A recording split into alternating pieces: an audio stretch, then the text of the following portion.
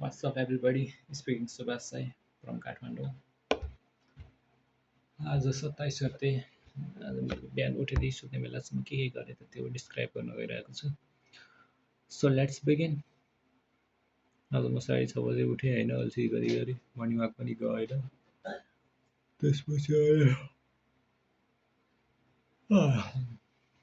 उठियो, meditation गरियो, अलिअलि शरीर तन्काइयो, त्यसपछि चिया र नमकिन खाइयो।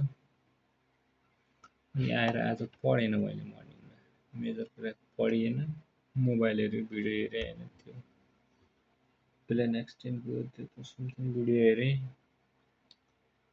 त्यतिकैमा अनि बहिनीलाई पुऱ्याउन गइयो 9 बजे होइन, ललितपुर बहिनीलाई पुऱ्याएर आइयो। त्यसपछि खाना खाइयो, खाना खाएर अनि यसो हेरेको हर्षद मेहता स्क्याम भेटाएँ मैले। लगातार 3-4 घन्टा त्यही हेरियो।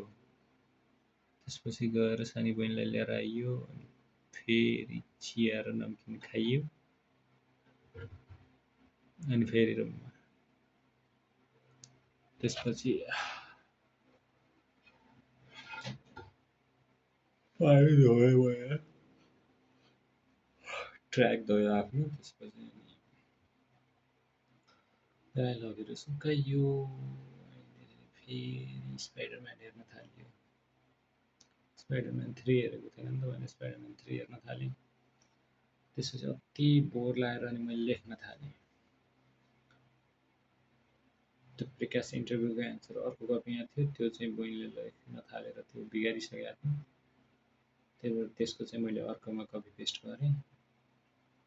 त्यतिकैमा खाना खाइयो, खाना खाएर म मुभी हेर्दै थिएँ, साथीहरूको कल आयो, साथीहरूसँग कुरा गरियो होइन, आधी घन्टा जति सब त्यस्तै भयो।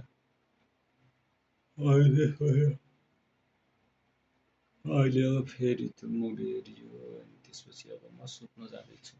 आज मम्मीसँग कुरा भयो, लोनको डकुमेन्ट बिग्रेको थियो, त्यो बनाउने काम भयो, पठाइदिएँ। भयो त होला, म्यामले केही रेस्पोन्स गरेकी छैन। त्यो कास्ट लेटर आउनुपर्ने हो, अझै आइरहेको छैन होइन, टाइम धेरै लागिरहेछ। सानो सानो मिस्टेकहरू खोजिरहेछ, पठाएँ। एभ्री टाइम बनाउँदै सच्याउँदै पठाउँदै गर्नु परिरहेको छ। हालत टाइट छ। सो यति नै। Thank you so much, all of you. We will meet tomorrow.